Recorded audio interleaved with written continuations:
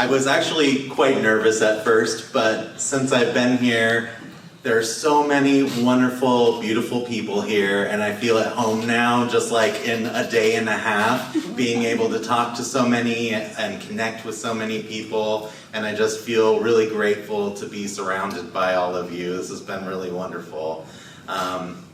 My name's Joey Versaw. I changed it to Joey Dollmaker Versaw last year. It was kind of an evolution in my own life, and I've been making dolls for so long, I thought, well, you know what? I'm going to name myself, and I'm going to give myself my own chosen name, and I'm a doll maker, and that's probably what I'll do to the end.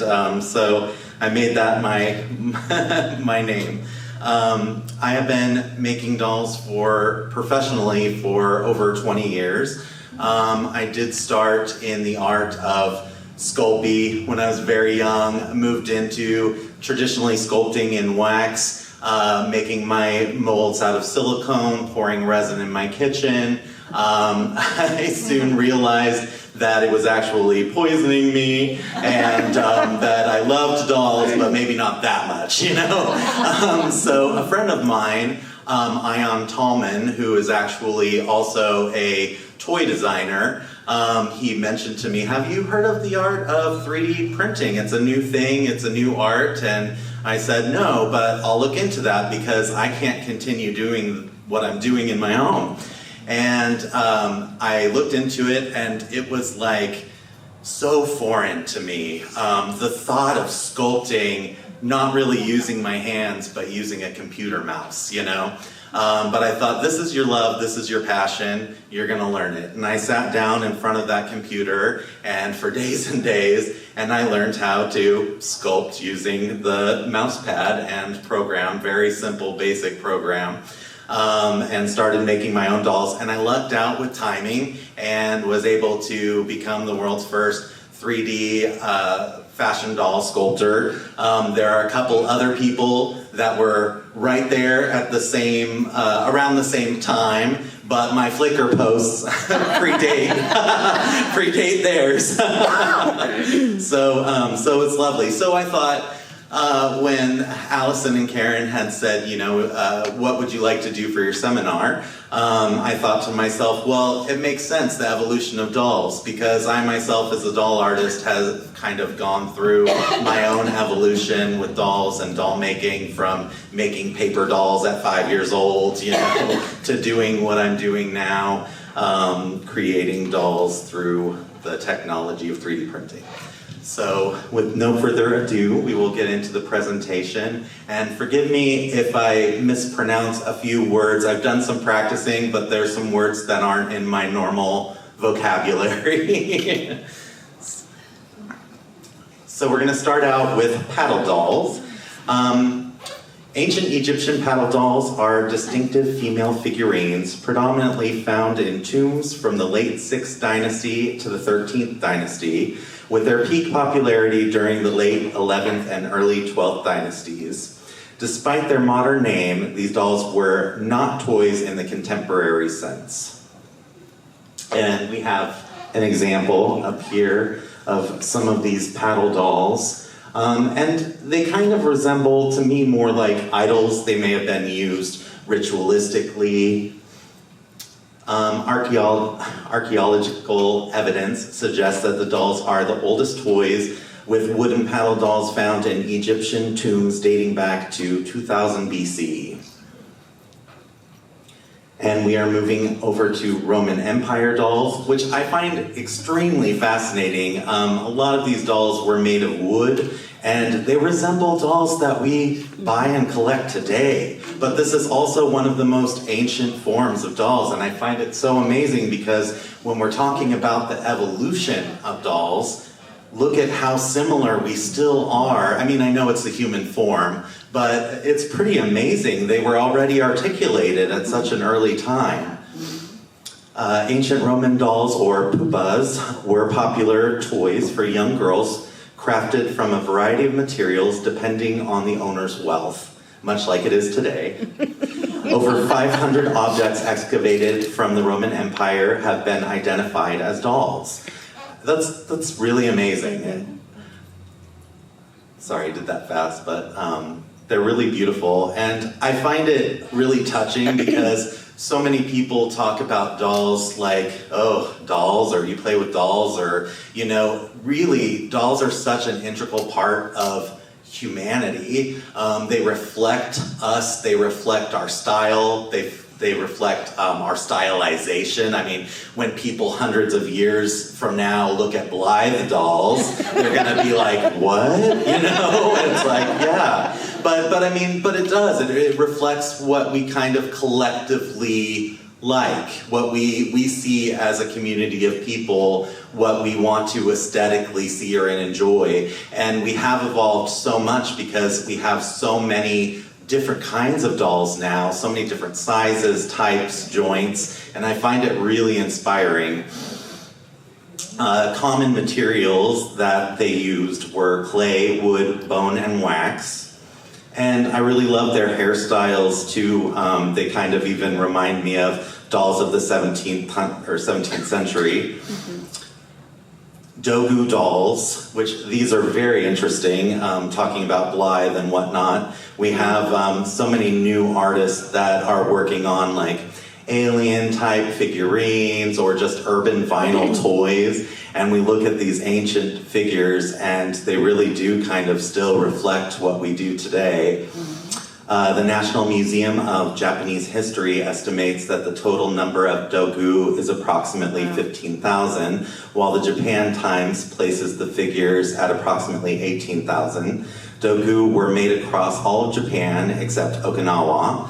Most of the dogu have been found in Eastern Japan, and it is rare to find one in Western Japan. The purpose of the dogu remains unknown and should not be confused with the clay Hinawa funerary objects of the Kofun period. And here's another picture of some examples. They're kind of, I mean, to me they just look very alien, but I think they're really beautiful and unique. And we're moving to the corn husk doll, which is another very interesting form of doll. Obviously using the corn husk. Due to the fragile nature, though, of the materials the dolls were made out of, there's no remaining examples of them. All we have to go by is based on what we've passed down from generation to generation to kind of get an idea of what they might have looked like. And the legend of the corn husk doll explains why these dolls traditionally lack faces. It often involves the spirit of corn, one of the three sisters, who after being honored by the creator, requests to create something to entertain children.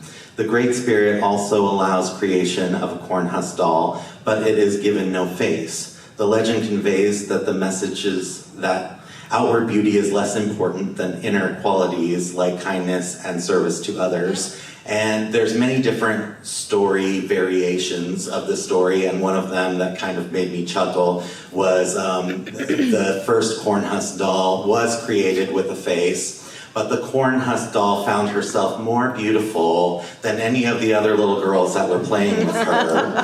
And so she decided that she was better than everyone and didn't want to have anything to do with the little girls, and that the goddess basically said, all right, we can't have this, and took her face away to kind of show that we're all the same, that nobody's better than somebody else. And so I found that really interesting.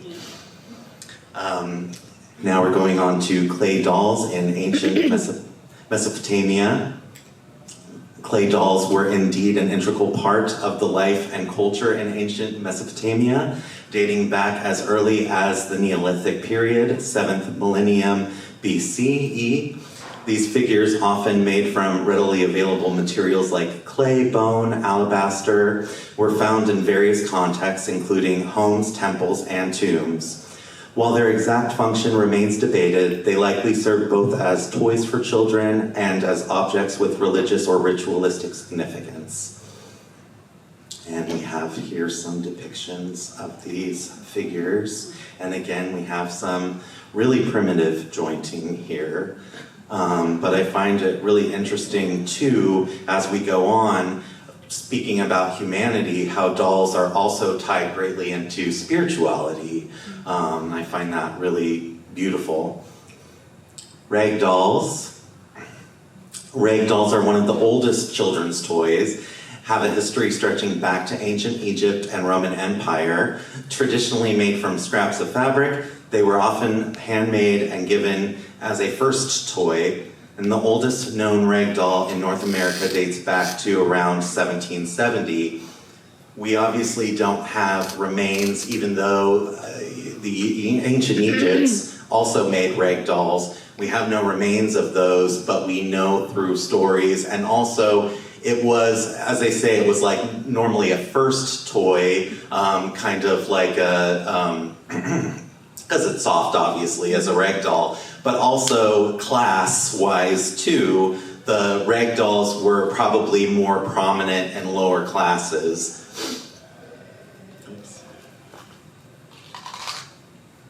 And here we have some examples of some ancient rag dolls, as old as they can find them. And as you can see, aesthetically, we have changed and evolved a lot.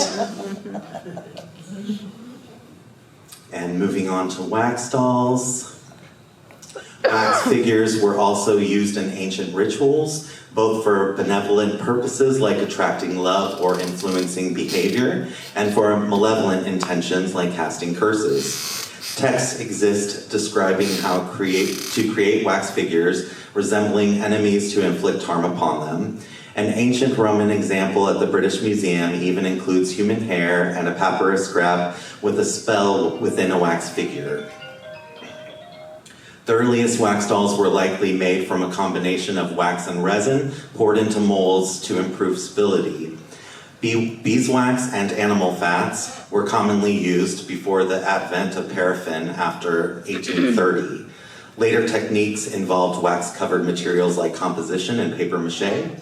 Hair was often inserted into the wax, and sometimes the dolls were victims of less robust construction, with single cuts made through the crown for hair insertion, potentially leading to head splitting. And we actually still experience that with our vinyl dolls like Barbie. If they're rooted together too closely, the heads split.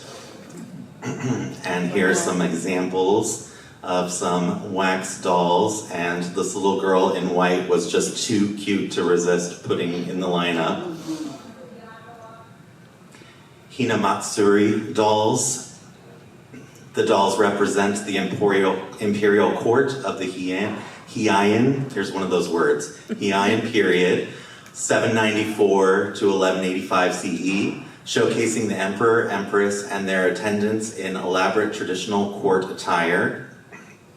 Displaying Hina dolls was a way to honor Japanese history and tradition, showcasing the elegance of a bygone era. The dolls invoke prosperity and good fortune, showing the close relationship between the household and the state in traditional Japanese culture. The festival focuses on praying for the health, growth, and happiness of girls, making the dolls ceremonial items gifted at birth or on a girl's first birthday. The dolls are believed to absorb illness and bad luck, a belief rooted in ancient purification rituals where the dolls were floated down rivers to carry away misfortunes. The tradition of setting up the doll display is a heartfelt activity shared across generations, fostering a sense of connection to Japan's rich heritage. And once again, we have a connection to the past generations, all shown through dolls. And we have a beautiful display here, the imperial court.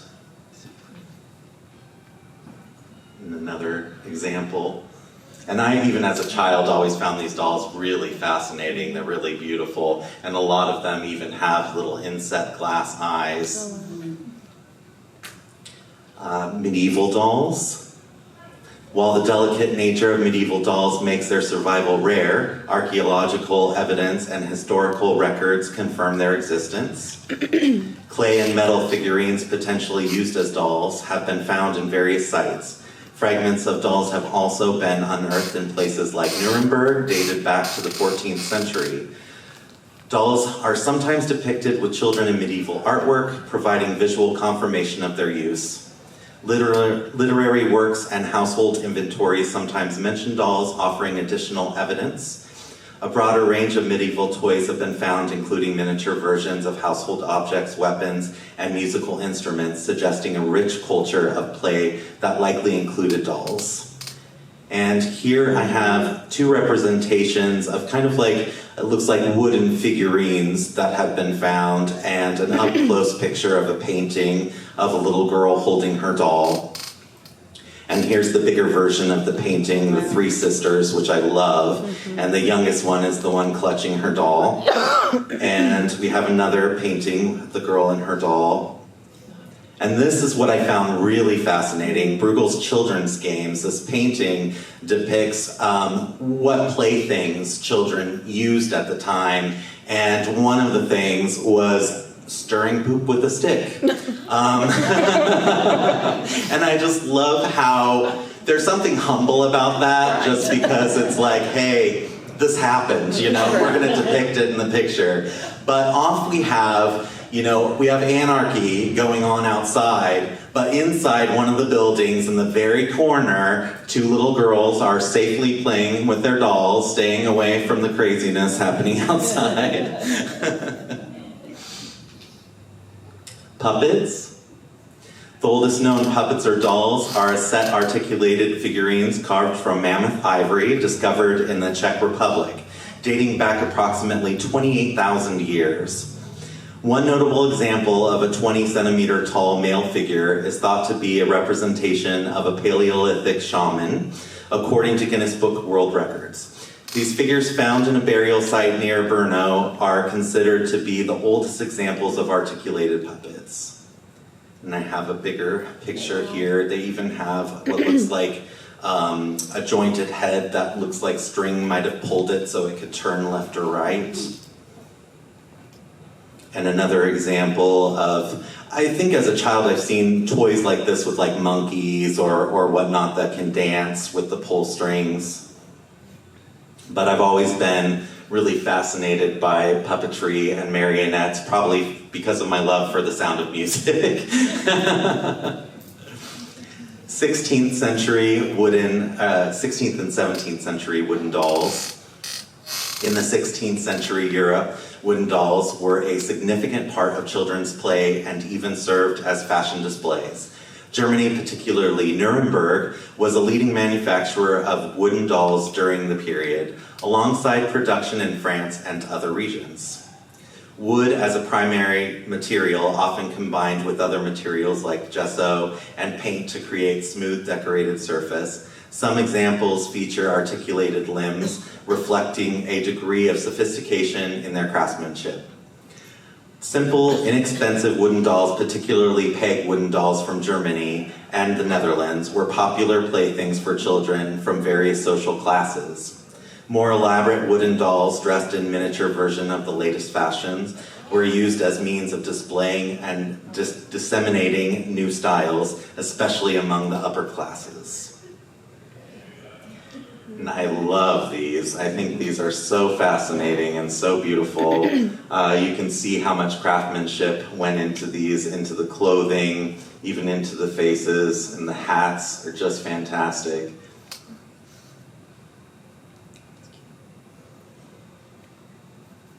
And we're moving into the porcelain doll era, which I really feel porcelain kind of was one of those game changers in the evolution of dolls, and even what we're doing today, really I feel like porcelain was kind of the pioneer of what we know dolls as today.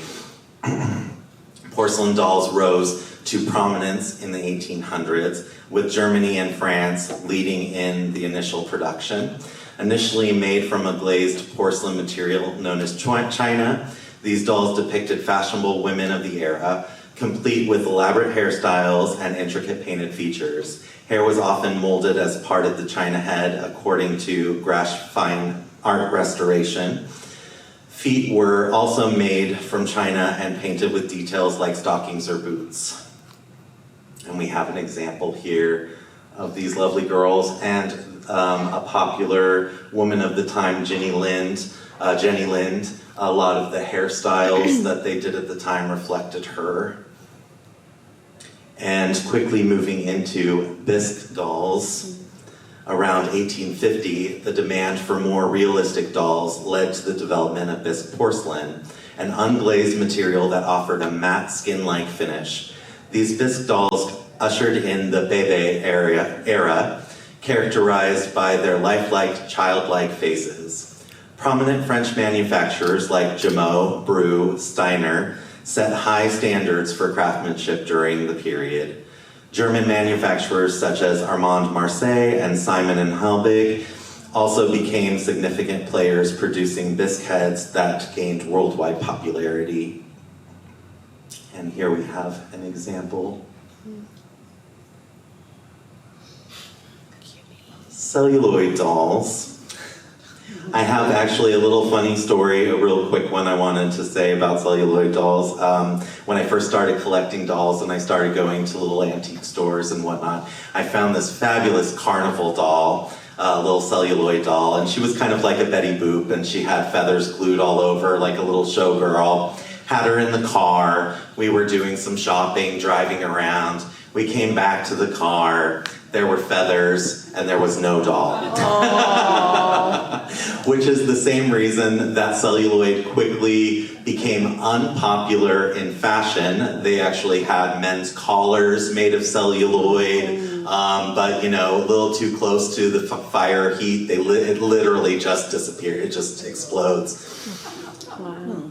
Celluloid dolls made from the early form of plastic were popular from the late 19th century through the mid-20th century. They offered a more durable and affordable alternative to porcelain and wax dolls, becoming widely produced by companies in France, Germany, Japan, and the United States.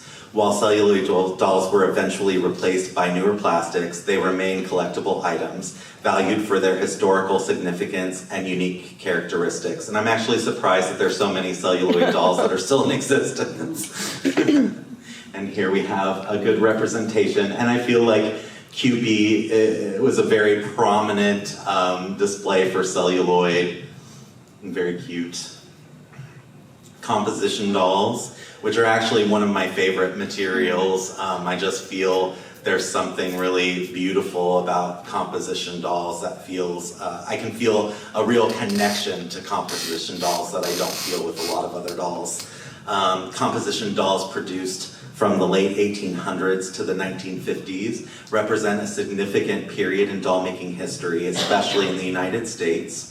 These dolls are known for their distinct material and aesthetic characteristics, attracting collectors and enthusiasts alike. Composition dolls are named for the material they are made from, a composite typically consisting of sawdust, glue, and sometimes other ingredients like cornstarch, resin, and wood flour. Two main methods were used: cold press, invented in 1890s, and hot press, introduced in 1920. Composition was marketed as a more durable than bisque and china dolls, which were more prone to breakage. However, composition dolls can develop a network of fine cracks called crazing due to the temperature and humidity fluctuations over time. Composition dolls played a crucial role in the rise of American doll manufacturers, challenging the dominance of European doll makers, particularly during and after World War I. And here we have a really cute representation. Rubber dolls. Rubber dolls emerged as a popular toy during the mid-20th century, particularly the 1950s and 60s, with companies like Sun Rubber Company and American Character Doll Company leading the way in their production. These dolls, often soft and squeezable, were made using various rubber compounds and were known for their durability and ability to be easily cleaned. The American Character Doll Company, established in 1919, is credited with producing the first mass-marketed rubber dolls in the United States. They become known for dolls like Tiny Tears and Toodles. Sun Rubber Company, founded in Barberton, Ohio, became a major player in the rubber doll production, particularly from the 1930s through the 1950s. They were known for creating dolls like the Gerber Baby and Disney-themed toys. Material shortages during the war temporarily impacted rubber doll production, with rubber being diverted for war efforts like gas mask and protective clothing manufacturing. Over the decades, various rubber formulations were used, offering dolls the advantage of being soft, squeezable, and easily cleaned. However, rubber dolls also face the issue of material degradation over time, becoming brittle, cracking, and crumbling as they lose flexibility. Here's some little sun rubber babies. Hard plastic dolls. Hard plastic dolls gained significant popularity in the period following World War II, primarily between the late 40s and 50s. They represented a technological advancement in doll making, becoming a popular choice for their durability and affordability compared to previous materials like bisque and composition. And I have here a Build Lily, a predecessor to Barbie. Unlike some early plastic dolls that used hollow shells, many hard plastic dolls were made with solid bodies for added weight and durability. Hard plastic dolls were a hit with parents and children who had been deprived of toys during the war, offering a new level of realism and durability. And here we have a Sweet Sue and a Madame Alexander Sissy, and again the Build Lily as representations of hard plastic. And moving into vinyl dolls. Vinyl dolls have a history rooted in the evolution of plastics and their application in toy manufacturing. Initially, dolls had heads made from materials like porcelain, while bodies were often cloth and composition. The development of the new plastics in the mid-20th century, particularly soft vinyl, allowed for more affordable and durable dolls, leading to its widespread adoption in the 1950s. This shift enabled mass production and new features like rooted hair, as seen in popular dolls like Barbie. And here we have a TNT, Barbie, and we have a couple other vinyl dolls. I believe one is a Diana Effner, I'm not sure. Yes. Yeah. Karina. Yeah. Moving into resin dolls. Volks and Super Dolphy. Volks introduced the Super Dolphy line in 1999, which were the first commercially produced Asian resin BJDs. These dolls were known for their height, 57 centimeters, and high degree of customization. Early Asian BJDs often reflected an anime aesthetic influenced by the backgrounds of companies and artists involved in their creation. Around 2003, South Korean companies began marketing BJDs internationally, followed by Chinese companies around 2006. Modern resin BJDs are frequently sold without eyes, hair, or face paint, allowing collectors extensive customization options. They are generally aimed at adults and teenagers and are valued for their realism and customizable features. Sorry, I'm having trouble hearing you. Could you read them? No worries. And here I have a few representations, and I put my Miss Mary here, who is also a resin doll, although she is not a BJD. And we're moving into 3D printed dolls. And I have a picture here of my first Mary Magpie dolls that were the world's first 3D printed fashion doll.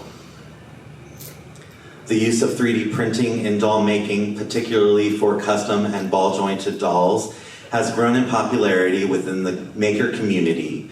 3D printing allows artists to create intricate, articulated dolls with detailed features and accessories, overcoming limitations of traditional methods like sculpting with clay or using pre-made parts. This technology has enabled artists to realize their visions with greater precision and efficiency, fostering creativity and innovation in doll design. 3D printing, the ability to 3D print custom doll parts, including bodies, limbs, and accessories, revolutionized the doll making process. Artists could design and print individual pieces with intricate details such as ball joints for articulation, and then assemble them to create unique dolls. The ball joint doll community has embraced 3D printing as a powerful tool for expressing creativity. Artists are using 3D printing to design and produce a wide variety of dolls, from fashion dolls to fantasy creatures, pushing the boundaries of doll design and customization. And I love this because I asked while I was doing studying, even though I was right here with the forefront pioneering 3D printed dolls, I wanted to see what AI Google had to say. And this is part of what they brought up for me. Artists like Joey Versaw have created popular lines of 3D printed fashion dolls, while others have focused on developing intricate BJD designs with detailed articulation. 3D printing has enabled the creation of doll accessories, such as sanding tools for finishing 3D printed doll parts. And here I have an example. So the first doll over here is Quinn. And Quinn is also with AI Google, is questioning who the first 3D printed doll was, and Quinn is up there, but AI Google did not look at my Flickr account. So, and I have my line of boys that I did called First Love Boys, who actually predated Mary Magpie with the technology of 3D printing. They were actually the very first dolls that I 3D printed. And we moved in with the evolution of 3D printing. We moved into 3D printed resin dolls. And this is my Miss Mary that I made from resin printing. And 3 different variations of my resin printed dolls, including a BJD. And the future and where dolls are taking us. This is a really interesting place and time to be right now. It's scary, it's exhilarating. We have this AI technology that we don't know what to think of, and we're intrigued by it, and it can help us in so many ways, but we're also scared by it. And I feel like as an artist, there's so many things to be worried about with, the art of AI kind of using a compilation of all these existing artists' work and putting something together.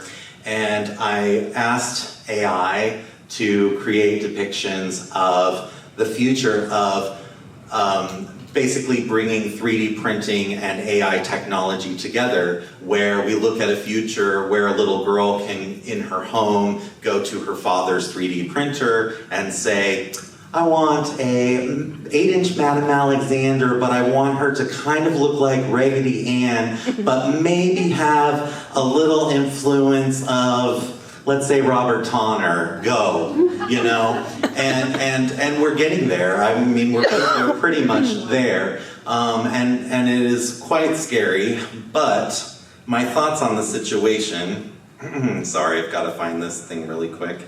I went off of my phone to just use the computer. Right there. Okay, I'm going to show you this other picture too. I thought this was kind of cute and interesting. Aww. That's it. And here she's standing in the middle of a 3D printer.